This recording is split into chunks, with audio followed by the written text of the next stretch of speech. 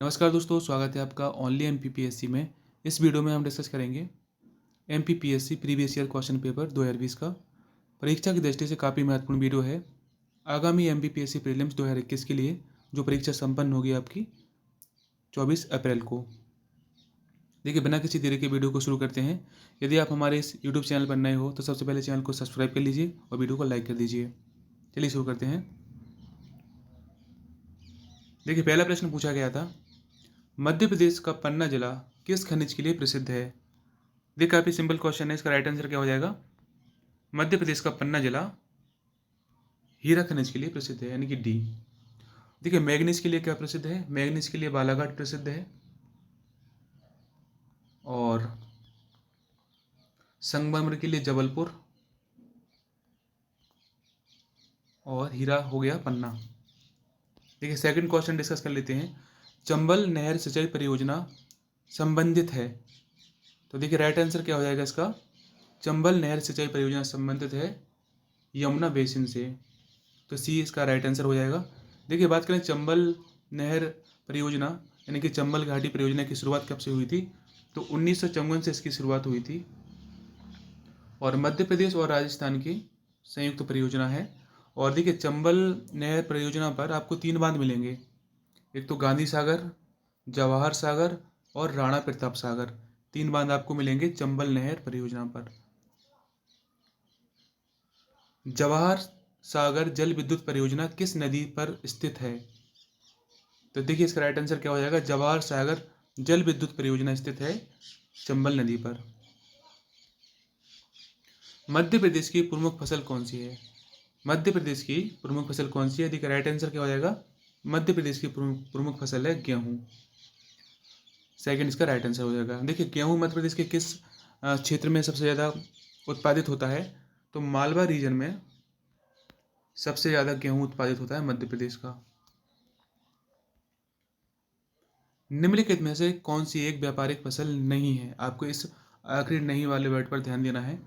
तो देखिए, right answer क्या क्या हो जाएगा इसका? बाजरा। बाजरा एक व्यापारिक फसल नहीं है, जबकि उपरोक्त तीनों यानी कि गन्ना, कपास और केला तीनों व्यापारिक फसल हैं। तो डी इसका राइट आंसर हो जाएगा। देखिए, 6 क्वेश्चन डिस्कस कर लेते हैं। इसमें आपको मिलान करना है कि संबंधित मुख्यमंत्री और जो कि भारत के पीएम बने उनके बारे में आपको इसमें मिलान करना है। तो पीवी नरसिंह राव अविभाजित आंध्र प्रदेश के मुख्यमंत्री थे और मोरारजी देसाई जी थे बम्बई के, यानी कि 5। और एच डी देवगौड़ा यह थे कर्नाटक के। चरण सिंह अविभाजित उत्तर प्रदेश के और नरेंद्र मोदी गुजरात के। इस तरीके से राइट आंसर क्या हो जाएगा? डी। डी राइट आंसर हो जाएगा। भारत के सर्वोच्च न्यायालय में निम्नलिखित में से किस प्रकार के न्यायाधीश या न्यायाधीशों की नियुक्ति की जा सकती है? तदर्थ न्यायाधीश या अतिरिक्त न्यायाधीश? तो देखिए, राइट आंसर क्या हो जाएगा? भारत के सर्वोच्च न्यायालय में, जैसा कि आपने पढ़ा होगा, भारत के सर्वोच्च न्यायालय में निम्नलिखित में से किस प्रकार के न्यायाधीश की नियुक्ति की जा सकती है? तो तदर्थ न्यायाधीशों की नियुक्ति की जा सकती है, यानी कि ए इसका राइट आंसर हो जाएगा। ए सही है, सेकंड गलत है। अतिरिक्त न्यायाधीश नहीं होते हैं, तदर्थ न्यायाधीशों की नियुक्ति की जाती है। और देखिए, सर्वोच्च न्यायालय आपको किस आर्टिकल में मिलेगा? 124 में। देखिए, अगला क्वेश्चन डिस्कस कर लेते हैं। 8वां प्रश्न जो करंट अफेयर्स का प्रश्न था, निम्नलिखित में से कौन सी केंद्रीय सार्वजनिक क्षेत्र का उद्यम भारत सरकार के लोक उद्यम विभाग द्वारा सूचीबद्ध महारत्न श्रेणी में नहीं आता है? तो देखिए, राइट आंसर क्या हो जाएगा? ऑल इंडिया लिमिटेड, यानी कि डी इसका राइट आंसर हो जाएगा।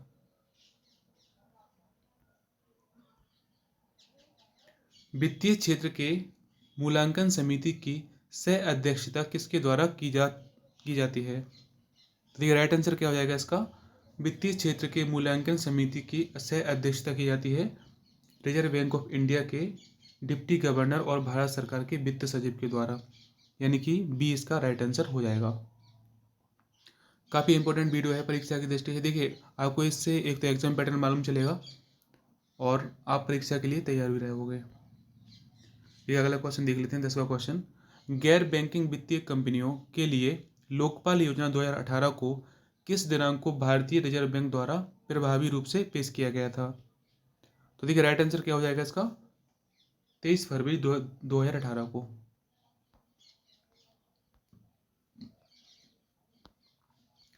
फरवरी 2021 में किस पड़ोसी देश में सेना द्वारा तख्तापलट किया गया था? तो देखिए राइट आंसर क्या हो जाएगा, म्यांमार में सेना द्वारा तख्तापलट कर दिया गया था फरवरी 2021 में। अंतर्राष्ट्रीय ओलंपिक समिति का मुख्यालय कहाँ है? तो देखिए इसका राइट आंसर क्या हो जाएगा, लुसाने में अंतर्राष्ट्रीय ओलंपिक समिति का मुख्यालय है।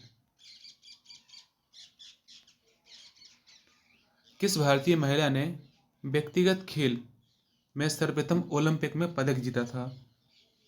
तो देखिए राइट आंसर क्या हो जाएगा, ए यानी कि कर्णम मल्लेश्वरी ने व्यक्तिगत खेल में सर्वप्रथम ओलंपिक में महिला कैटेगरी में कोई पदक जीता था। तो Karnam Malleswari is the right answer. Bharat Madhya Pradesh शासन द्वारा खेल प्रशिक्षकों को प्रदत्त किए जाने वाले निम्न में से कौन सा सर्वोच्च पुरस्कार है? तो देखिए राइट आंसर क्या हो जाएगा, स्पोर्ट कैटेगरी में मध्य प्रदेश शासन के द्वारा सर्वोच्च पुरस्कार जो दिया जाता है वह है विश्वामित्र पुरस्कार। डी इसका राइट आंसर हो जाएगा।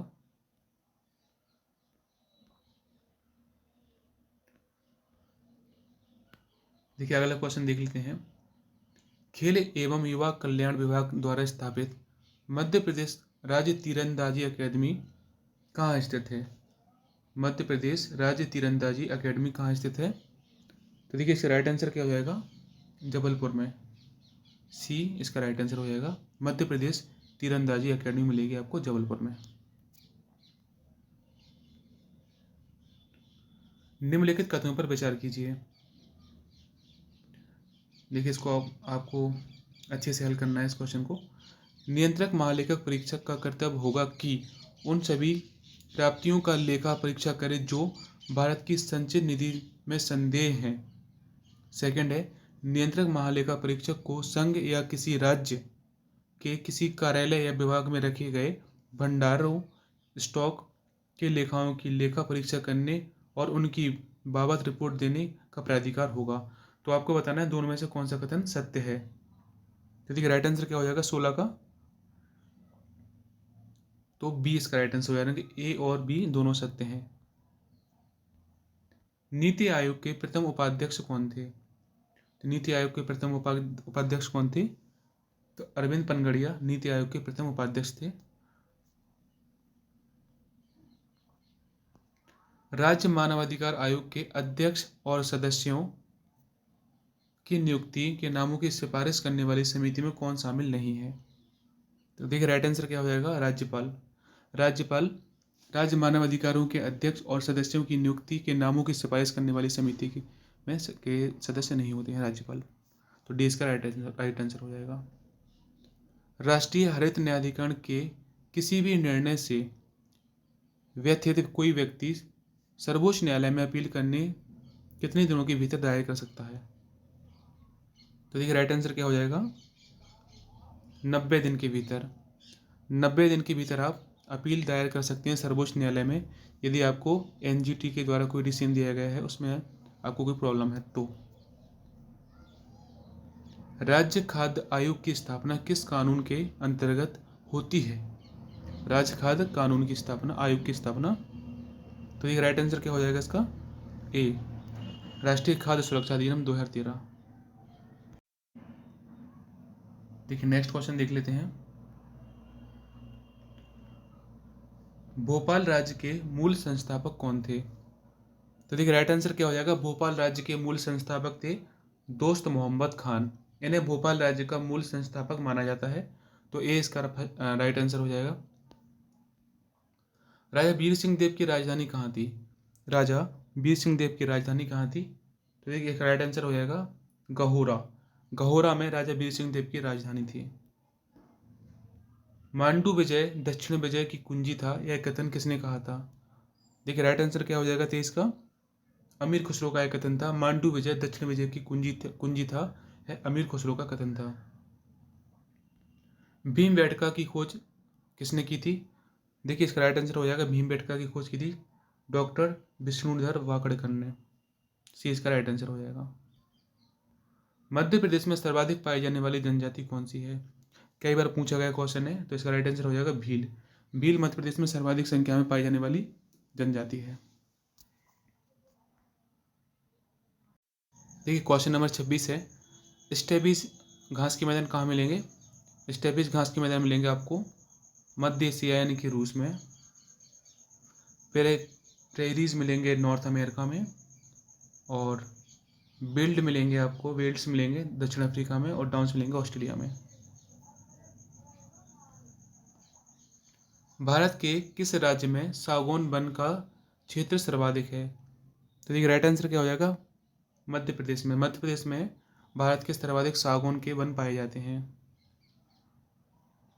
निम्नलिखित में से कौन एक सुमेलित नहीं है? देखिए राइट आंसर इसका क्या हो जाएगा? इसका राइट आंसर होगा सी। देखिए अंशी राष्ट्रीय उद्यान कर्नाटक में मिलेगा आपको, और बालक्रम मिलेगा मेघालय में, और हेमिस मिलेगा लद्दाख में।